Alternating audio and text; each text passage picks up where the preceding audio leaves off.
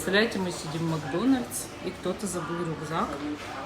И вот первая мысль у всех пошутить, что там что-то такое, типа, нехорошее лежит.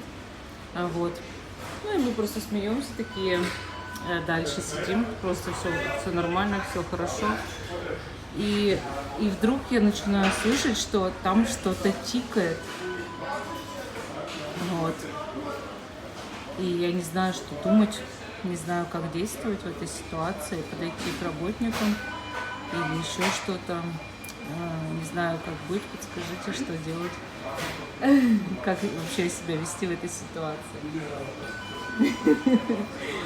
Может быть, кто-то знает, что-то может тикать, часы, будильник, может быть, или еще что-нибудь. Или, может быть, там, ну, не знаю, игрушка детская, например. Пишите свои догадки, что там. А мы пока будем сидеть дальше.